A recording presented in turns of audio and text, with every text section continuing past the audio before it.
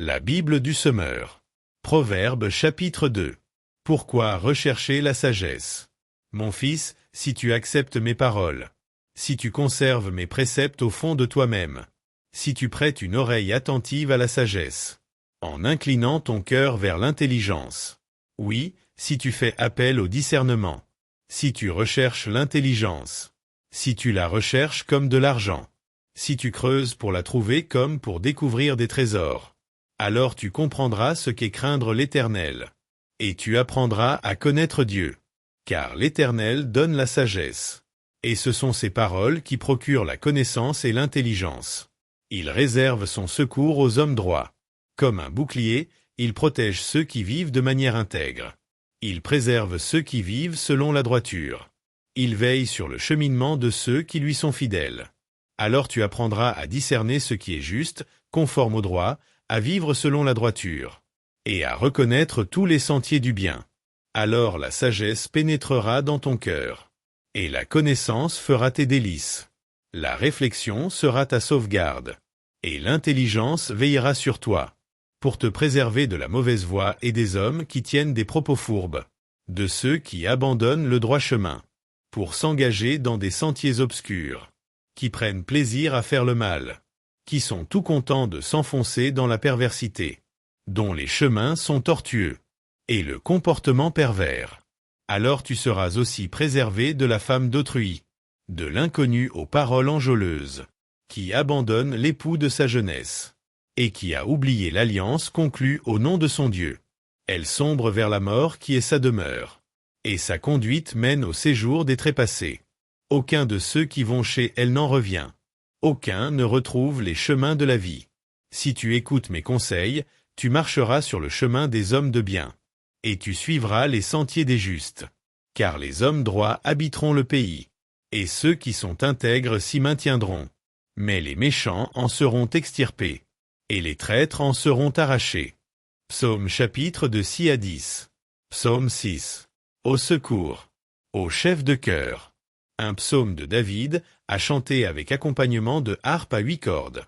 Éternel, mon Dieu, malgré ta colère, ne me punis pas. Et, dans ton courroux, ne me châtie pas. Éternel, aie pitié de moi, car je suis sans force. Ô Éternel, guéris-moi, car de tout mon être, vois, je suis dans l'épouvante. Je suis en plein désarroi. Et toi, Éternel, quand donc interviendras-tu?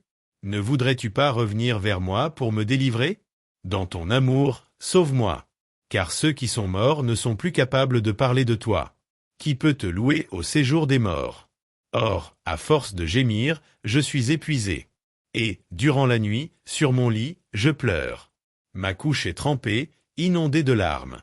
Mes yeux sont usés, tant j'ai de chagrin, ils n'en peuvent plus. Ce sont tous mes ennemis qui en sont la cause. Retirez-vous tous, artisans du mal. L'Éternel entend mes pleurs. L'Éternel exauce mes supplications. L'Éternel accueille ma prière. Tous mes ennemis seront dans la honte et dans l'épouvante. Ils reculeront soudain, tout honteux. Psaume 7. Rends-moi justice contre des accusations injustes.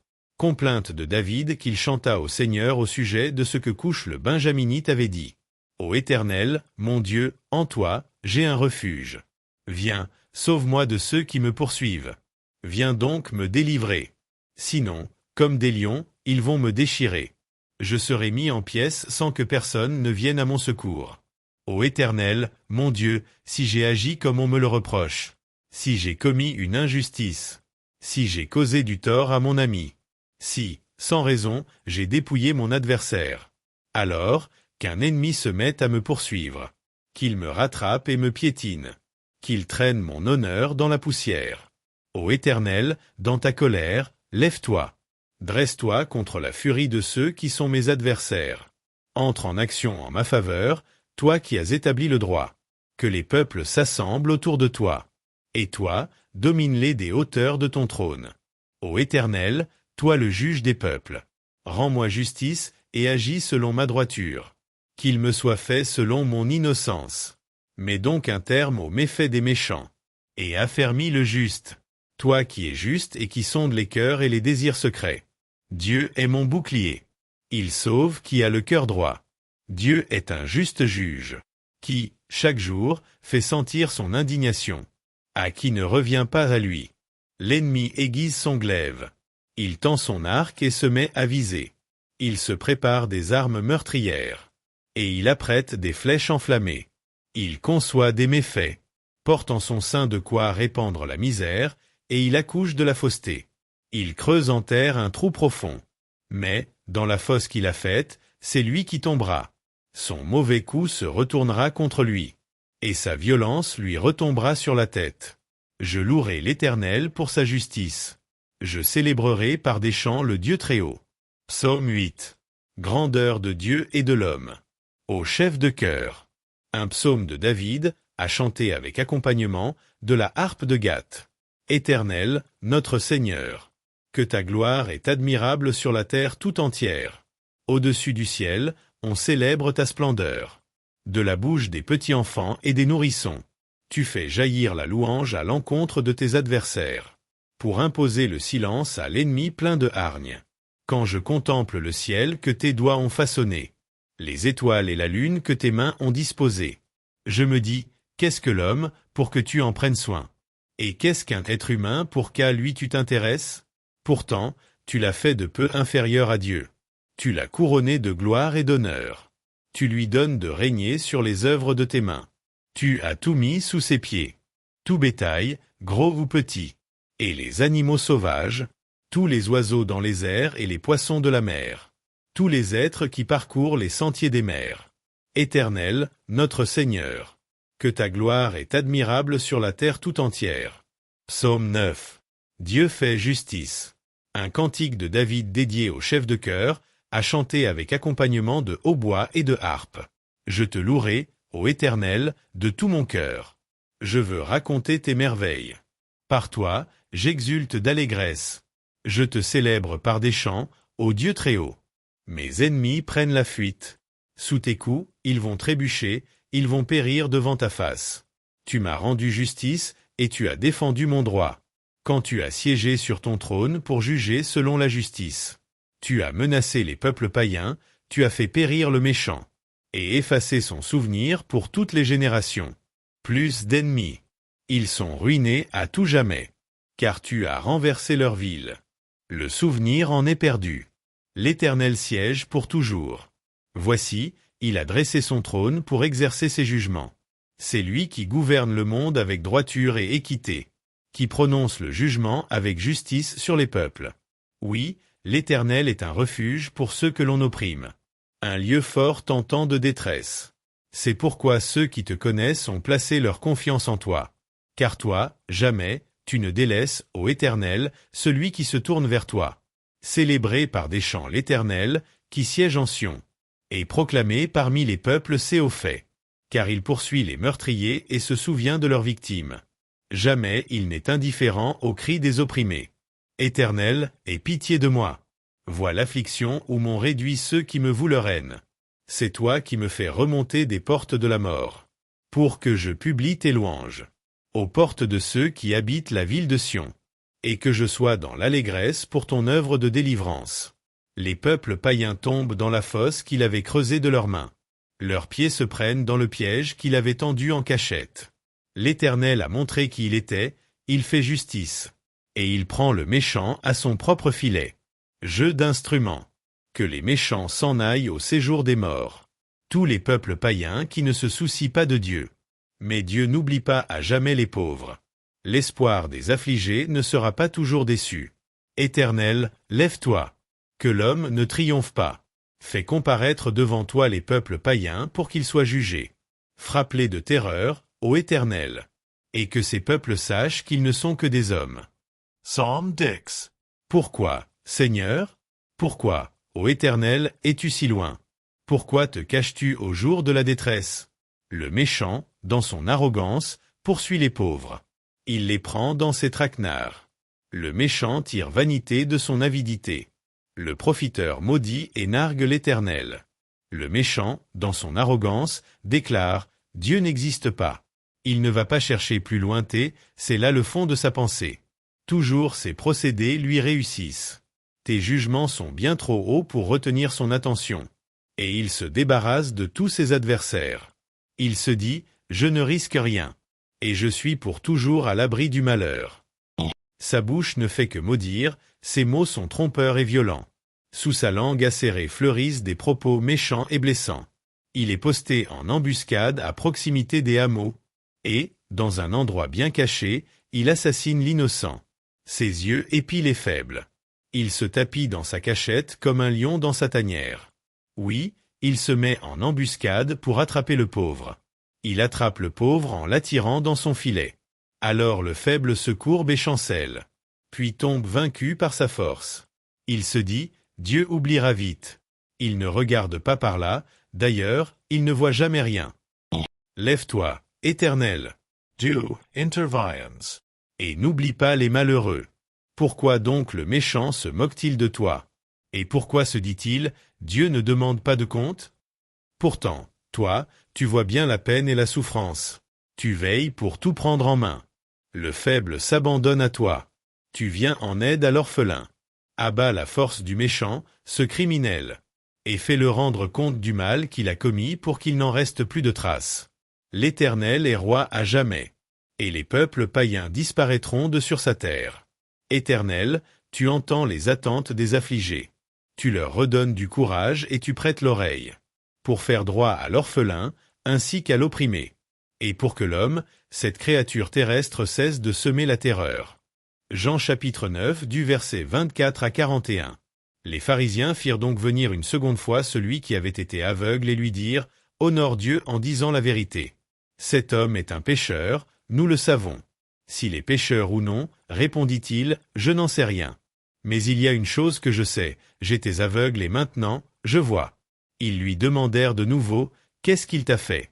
Redis-nous comment il s'y est pris pour t'ouvrir les yeux. » Je vous l'ai déjà dit, leur répondit-il, et vous ne m'avez pas écouté. Pourquoi tenez-vous à me le faire répéter? Est-ce que, par hasard, vous avez l'intention de devenir vous aussi ses disciples? Alors, ils se mirent à l'injurier et ils lui lancèrent. C'est toi qui es son disciple, nous sommes les disciples de Moïse. Nous savons que Dieu a parlé à Moïse, mais celui-là, nous ne savons même pas d'où il vient. C'est étonnant, répliqua l'homme.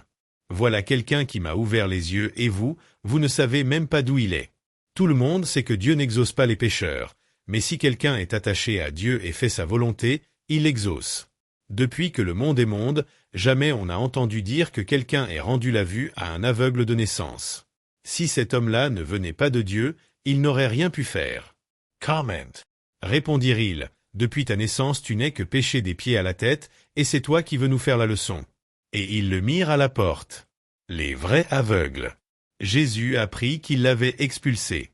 Il alla le trouver et lui demanda, « Crois-tu au Fils de l'homme » Il lui répondit, « Qui est-ce ? Dis-le-moi, Seigneur, pour que je puisse croire en lui. » Jésus lui dit, « Tu le vois de tes yeux. C'est lui-même qui te parle maintenant. » « Je crois, Seigneur, déclara l'homme, et il se prosterna devant lui. Jésus dit alors, « Je suis venu dans ce monde pour qu'un jugement ait lieu, pour que ceux qui ne voient pas voient, et que ceux qui voient deviennent aveugles. » Des pharisiens qui se trouvaient près de lui entendirent ces paroles et lui demandèrent, « Serions-nous, par hasard, nous aussi des aveugles?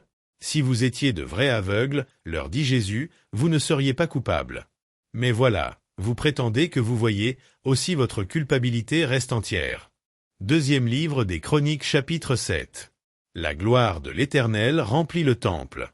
Lorsque Salomon eut terminé sa prière, le feu tomba du ciel et consuma l'holocauste ainsi que les sacrifices, et la gloire de l'Éternel remplit le temple. Les prêtres ne pouvaient pénétrer dans le temple de l'Éternel, car la gloire de l'Éternel avait rempli l'édifice. Tous les Israélites virent descendre le feu et la gloire de l'Éternel sur le temple. Ils s'inclinèrent le visage contre terre sur le dallage du parvis, se prosternèrent et se mirent à louer l'Éternel en disant, « Oui, il est bon, oui, son amour est éternel. » Le roi et tout le peuple offrirent des sacrifices devant l'Éternel. Le roi Salomon offrit en sacrifice 22 000 béhufs et 120 000 moutons. C'est de cette manière que le roi et tout le peuple inaugurèrent le temple de Dieu. Les prêtres se tenaient à leur poste, les Lévites prirent position avec les instruments de musique de l'Éternel que le roi David avait conçus pour louer l'Éternel en chantant, « Oui, son amour dure à toujours. » C'est David qui les avait chargés de jouer de ces instruments pour louer l'Éternel. Quant aux prêtres, ils faisaient retentir les trompettes vis-à-vis d'eux et tout Israël se tenait debout. Salomon consacra l'intérieur de la cour qui s'étend devant le temple de l'Éternel pour y offrir les holocaustes et les graisses des sacrifices de communion, car l'autel de bronze que Salomon avait fait fabriquer ne pouvait recevoir tous les holocaustes, les offrandes et les graisses. Salomon et tout Israël célébrèrent la fête pendant 7 jours. Un très grand nombre de gens étaient venus depuis la région de Hamath jusqu'au torrent d'Égypte. Le 8e jour eut lieu une réunion cultuelle. Ainsi, on avait fait la dédicace de l'autel pendant 7 jours, et l'on avait célébré la fête durant 7 autres jours. Le 23e jour du 7e mois, Salomon renvoya le peuple chacun chez soi. Tous étaient joyeux et avaient le cœur content à cause des bienfaits que l'Éternel avait accordés à David, à Salomon et à Israël, son peuple. La réponse de l'Éternel à Salomon. Salomon acheva ainsi le temple de l'Éternel et le palais royal. Il réussit à réaliser tout ce qu'il s'était proposé de faire pour ces 2 édifices. Alors l'Éternel apparut à Salomon pendant la nuit et lui dit, « J'ai exaucé ta prière et je choisis cet endroit comme lieu de sacrifice pour moi. Lorsque je fermerai le ciel et qu'il n'y aura pas de pluie, lorsque j'ordonnerai aux sauterelles de ravager le pays ou que j'enverrai la peste contre mon peuple, si alors mon peuple qui est appelé de mon nom s'humilie, prie et recherche ma grâce, s'il se détourne de sa mauvaise conduite, moi, je l'écouterai du ciel, je lui pardonnerai ses péchés et je guérirai son pays. Désormais, j'écouterai attentivement et je considérerai favorablement la prière faite en ce lieu. À présent, je choisis cet édifice et j'en fais un lieu saint pour y être à jamais présent. Je veillerai toujours sur lui et j'y aurai mon cœur. Quant à toi, si tu te conduis devant moi comme ton père David, si tu fais tout ce que je t'ai ordonné et si tu obéis aux ordonnances et aux lois que je t'ai données, je rendrai stable pour toujours ton trône royal selon l'alliance que j'ai conclue avec ton père David lorsque je lui ai dit, il y aura toujours l'un de tes descendants qui gouvernera Israël. Mais si vous vous détournez, si vous négligez mes ordonnances et mes lois que j'ai établies pour vous, et si vous allez rendre un culte à d'autres dieux et vous prosterner devant eux, alors je vous arracherai de mon pays que je vous ai donné, je rejetterai loin de ma vue ce temple que j'ai consacré pour y être présent, et je ferai en sorte que tous les peuples s'en moquent et ricanent à son sujet. Et ce temple qui aura été si glorieux, tous ceux qui passeront à proximité seront consternés et s'exclameront, « Pourquoi l'Éternel a-t-il traité ainsi ce pays et ce temple ?» Et l'on répondra, c'est parce qu'ils ont abandonné l'Éternel, le Dieu de leurs ancêtres, qui les avait fait sortir d'Égypte, parce qu'ils se sont attachés à d'autres dieux, qu'ils se sont prosternés devant eux et les ont adorés. Voilà pourquoi il leur a infligé tout ce malheur.